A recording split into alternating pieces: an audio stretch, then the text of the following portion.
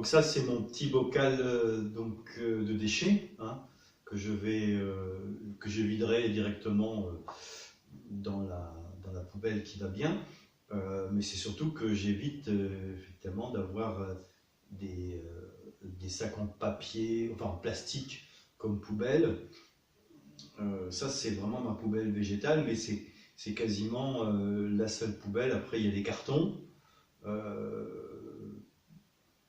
Voilà, en termes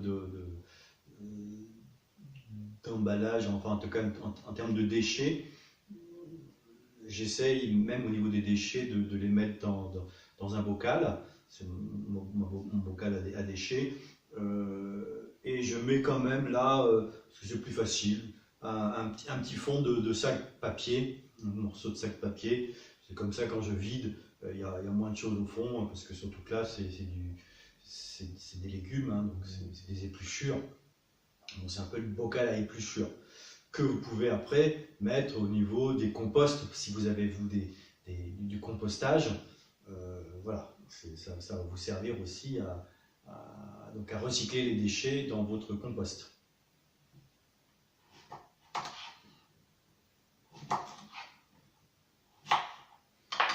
Donc voilà, des petits morceaux, hein,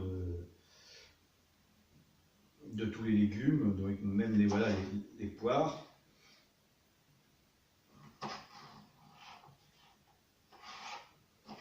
Voilà, c'est vraiment découpé à grande masse, hein.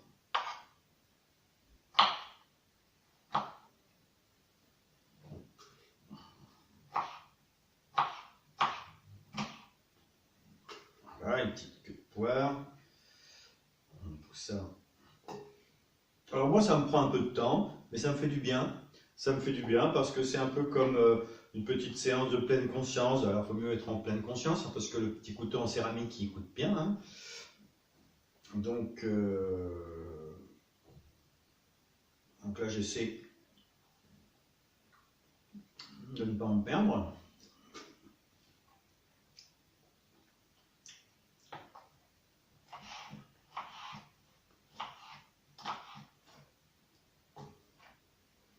Alors voilà, ça prend un certain temps, mais quand on regarde, ça prend quoi? Ça prend peut-être une fois ou deux maxi dans la semaine. Le temps de faire tous ces légumes-là, mais je ne vais pas les faire tous. Bon, ça peut me prendre tranquillement 3/4 d'heure. Alors je peux regarder un peu la télé, écouter de la musique ou regarder des films en anglais. Moi, j'essaie de parfaire mon anglais. La façon dont j'essaie de maintenir et même d'améliorer mon anglais, c'est qu'effectivement, je regarde des films qui sont sur le net, sur YouTube, en langue anglaise, et si possible, sans le sous-titre, hein. Donc, je ne comprends pas tout, mais bon, c'est plutôt des films d'action, des films sentimentaux, ou voilà, ou des films un peu comiques. Donc, du coup, c'est facile à comprendre, et donc, du coup, petit à petit, j'oublie que c'est une langue anglaise, et puis finalement, ça rentre assez facilement, quoi. Même si je ne comprends pas tous les mots et que je ne comprends pas toutes les phrases qui sont dites. Du coup, c'est un anglais qui finit par être suffisant pour converser, même professionnellement.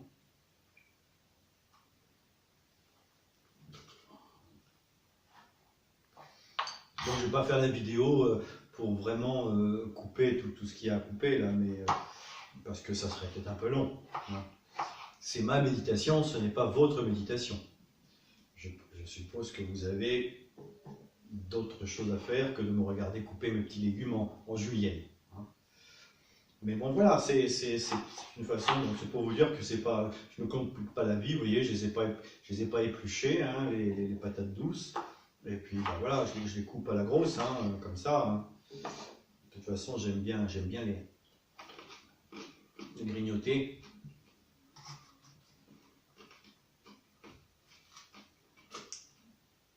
Alors j'enlève les petites extrémités, mais même ça, cuit, c'est bon, hein. Vous faites comme vous voulez, hein.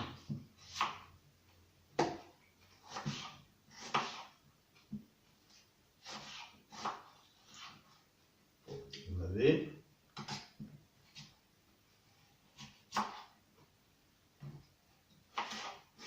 Ça va quand même assez vite. Hop. C'est vrai que le temps que vous passez le plus à préparer des légumes, c'est quand vous les épluchez. Mais quand c'est des légumes bio et que vous les utilisez et que vous les mangez avec la peau, bah, ça va assez vite. Hein. Moi, je les ai un petit peu lavés, là, et puis maintenant, il n'y a plus qu'à.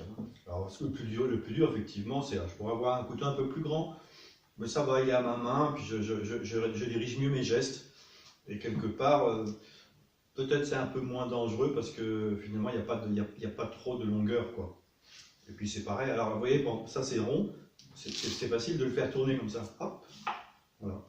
Quelques techniques comme ça que. Je sais pas si c'est comme ça que ça se fait. Moi, j'essaie d'améliorer, faciliter les choses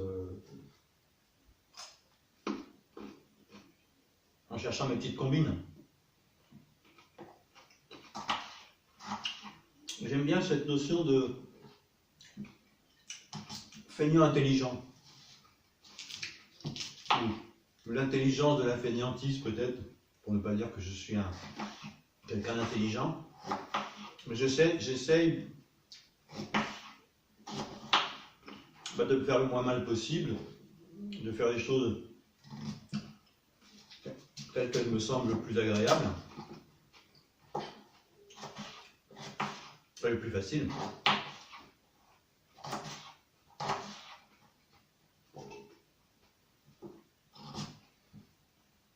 Alors, est-ce qu'on peut continuer quand même sur cette histoire de ce terrain de jeu là,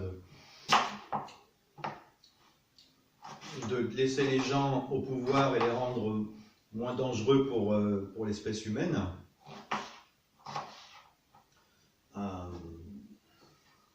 Qu'est-ce que je pourrais dire de plus? Donc, ce que j'ai dit effectivement, c'est que la technique, quelque part, quand on essaie effectivement de servir ses besoins à travers le pouvoir, etc., il y a des besoins existentiels, il y a des blessures aussi de l'enfance, il y a tout un tas de choses qu'on essaye de réparer à travers, je dirais, une meilleure image de soi, à travers ce qu'on développe comme niveau de pouvoir, niveau de responsabilité. Enfin, donc, ça c'est un vrai besoin. Je pense que c'est un besoin, je dirais, légitime, c'est un besoin de l'ego, mais l'ego, encore une fois, il ne faut pas le rejeter. L'ego, il est là pour nous aider à traverser le monde, et je pense qu'il a son mot à dire. Et il faut forcément écouter, et le servir quand même, en tout cas qu'il soit en bon état. Si c'est notre véhicule, si ce n'est pas nous, c'est quand même notre véhicule, et ben comme tout véhicule, pour qu'il puisse nous véhiculer, il faut le garder en bon état. Donc pour que l'ego soit en bon état, il faut qu'il soit satisfait, que ses besoins soient satisfaits, des besoins bien sûr physiologiques, mais aussi des besoins psychologiques, des besoins émotionnels. Voilà. Donc les gens qui sont au pouvoir, eh bien ils le sont effectivement pour être bien, pour se réparer éventuellement. Donc, c'est un vrai besoin, mais est-ce que ce besoin peut être servi sans cette violence qu'on peut trouver quand, à certains niveaux de pouvoir, on perd un petit peu la vision élargie de l'écosystème, et qu'on veut essayer effectivement de nourrir son pouvoir à travers peut-être son emprise, sa maîtrise des autres, ou de l'environnement, voilà, on veut tout maîtriser, c'est le principe du pouvoir. Donc, pourquoi pas? Mais donc, qu'est-ce qu'on peut dire aux gens qui sont au pouvoir par rapport à ce besoin-là? Oui, restez au pouvoir, mais apprenez aussi que si vous n'êtes pas vraiment dans le contrôle total, c'est peut-être plus agréable. Si vous pouvez être aussi dans le respect de l'autre et de votre environnement, eh ben vous êtes moins toxique pour vous-même aussi. Donc,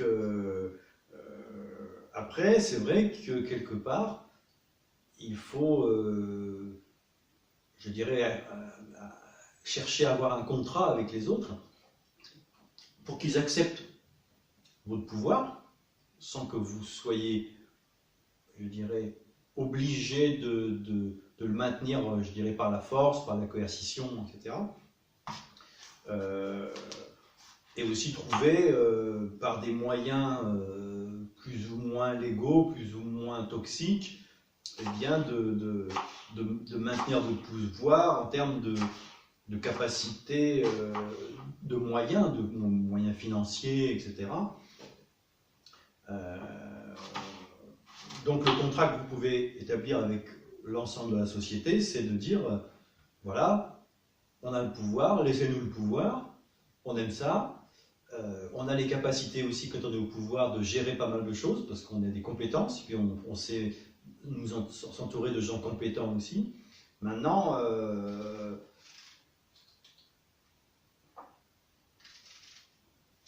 nous, on peut effectivement faire que ce pouvoir vous soit, à vous autres, je dirais autres humains, espèces humaines, peuples et autres communautés, eh bien, donnez-nous quand même ce qui nous nourrit, notre envie de pouvoir, notre envie d'avoir des belles choses, ou surtout de posséder.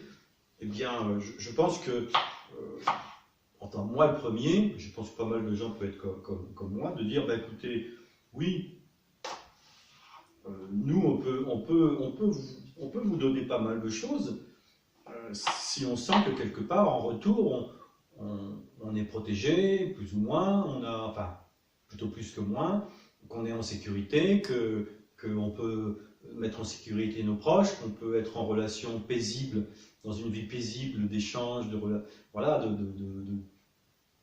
nous amuser aussi, etc., sans avoir peur, effectivement, des conséquences de votre pouvoir et de votre envie de nous maîtriser, de nous mettre sous contrôle. On n'a pas forcément, effectivement, envie d'être sous contrôle, mais on peut accepter beaucoup de choses si en retour, on sent que, voilà, on est protégé, on s'occupe de nous, on nous respecte. À ce moment-là, écoutez, si vous voulez vous autres pouvoirs, si vous voulez des super villas, des choses, voilà, puis que pour l'instant vous êtes en train de faire ça avec avec des moyens qui sont, on va dire, peu recommandables, et surtout peut-être facteurs de violence et de souffrance, eh bien, prenez le temps de changer ça et gardez vos avantages. Et si vous nous expliquez que pour garder vos avantages, tout en respectant, vous avez plus besoin de moyens, vous avez besoin de plus de moyens, et que nous, je dirais la masse des gens peut vous les apporter, on vous les apportera. Voilà. Vous aurez des belles maisons, des belles piscines, des beaux lieux pour faire la fête. Si c'est de la débauche, voilà, une grande fête, voilà, un peu païenne, on va dire, voilà, pourquoi pas. Si ça ne nous amène pas, nous, à souffrir au-delà de ce qu'on doit souffrir, et voilà.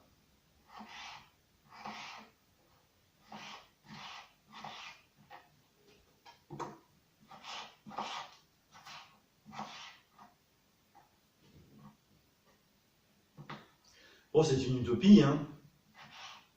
Comme je dis, c'est un terrain de jeu. Mais ce que je me dis que ce qui resterait de ça, de ce discours, de cette vidéo, de ces vidéos, ça serait de se dire, voilà, cessons de révolutions violentes, cessons, de vous empêcher de garder votre pouvoir. Et donc, comment on peut effectivement faire un contrat entre nous où nous ne vous disputons pas le pouvoir, et même nous sommes prêts à vous en laisser plus, mais qu'est-ce qu'on a en échange? Voilà. Voilà, si nous on est bénéficiaire de ça, on est en sécurité, on vit bien et sous votre responsabilité et grâce à vous, grâce à votre compétence, grâce aux moyens que vous mettez en place pour protéger nos vies, celles de nos proches, protéger aussi les conditions de la terre, de l'environnement pour qu'on puisse vivre bien et ne pas diminuer nos chances de survie et nos chances de réaliser ce pourquoi l'espèce humaine, donc, comme je le disais, existe. Eh bien, je pense que on sera très nombreux à vouloir que vous soyez le mieux possible. Et donc même peut-être beaucoup plus heureux et beaucoup plus en sécurité à pratiquer vos privilèges. Moi, je ne suis pas contre les privilèges des gens qui sont au pouvoir. C'est des responsabilités aussi, le pouvoir, c'est pas con. Moi, je ne prendrai pas la place. Hein. Regardez, moi, ce que j'aime bien, c'est ça, c'est faire mes petits légumes. Bon, là, je vous parle, je parle au niveau d'une vidéo, mais je ne sais même pas ce que je vais en faire de cette vidéo. Je ne sais pas qui c'est qui va l'écouter. Hein. Bon, je la fais. Voilà. Et donc, moi, je suis bien comme ça. J'ai pas envie d'être président de la République, d'être président d'une grande banque ou de plusieurs banques, j'ai pas envie forcément d'être au conseil d'administration de 5 ou 6 organismes et autres. Voilà, c'est pas... Voilà. Et on est des millions comme ça à ne pas avoir envie de vous prendre votre pouvoir. On voudrait juste simplement trouver un bon compromis avec vous pour que vous gardiez ce pouvoir, avoir même encore plus d'avantages, mais en étant nous, en retour, respectés, protégés. Et éventuellement, on peut aussi vous apporter d'autres idées, comme ceci. Moi, c'est un peu l'idée que j'ai. Et donc, comment on pourrait y arriver? Eh bien, bon, c'est vrai que j'ai un métier, moi, qui est le métier de coaching, donc il y a peut-être une manière d'aider les gens à avoir des objectifs plus sympas, dans lesquels ils vont plus se réaliser.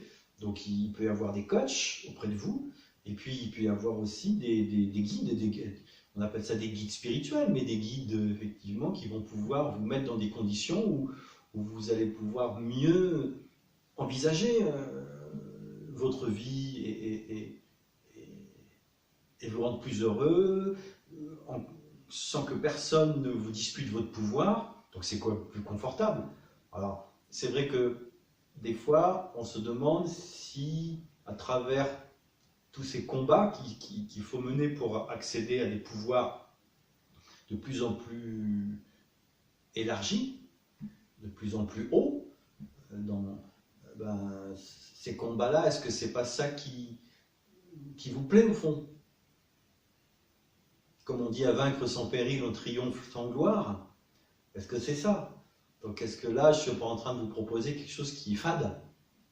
Avoir un pouvoir qu'on vous laisse avoir, qu'on vous permet même d'asseoir encore plus, sans le contester, et même on est prêt à vous protéger, à protéger vos privilèges. Moi, je suis prêt à protéger vos privilèges pour, si quelque part en retour, moi, je peux continuer à vivre dans mon appartement tranquillement, à couper mes légumes en julienne et à prendre soin de ma santé et de la santé de mes proches et m'amuser avec mes amis. Voilà. La vie n'est pas si compliquée que ça. Mais est-ce que là, ça ne fait pas partie de l'utopie que je propose que de penser que vous aimerez un pouvoir facile, on va dire, en tout cas très facilité, et que personne ne vous dispute, où il n'y a pas de combat. Voilà, il n'y a pas de compétition. Parce que c'est peut-être dans la compétition que vous avez vous, cette impression de vous réaliser dans des métiers à risque aussi. Voilà. Est-ce que c'est cet amour de risque, cet amour de la compétition, cette envie de faire des bras de fer, de vivre dangereusement? C'est sûr. Regardez les gens qui gravissent les montagnes. Qu'est-ce qui les motive? Ils prennent des risques, ils prennent, mais c'est leur adrénaline, quoi. Est-ce qu'à travers le pouvoir, il y a ce même besoin d'adrénaline qu'ont les gens qui gravissent les montagnes à main nue quasiment, ou seuls, ou qui ils se confrontent à eux-mêmes? C'est vrai qu'il y a besoin de se confronter à soi-même, c'est une façon aussi de se réaliser.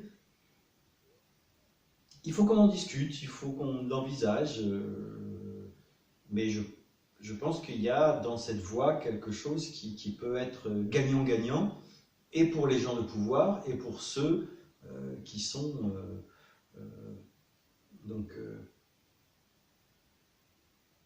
gérés par ces gens de pouvoir, quoi. Bien ou mal gérés, ou gérés contre leur gré, voire contre leur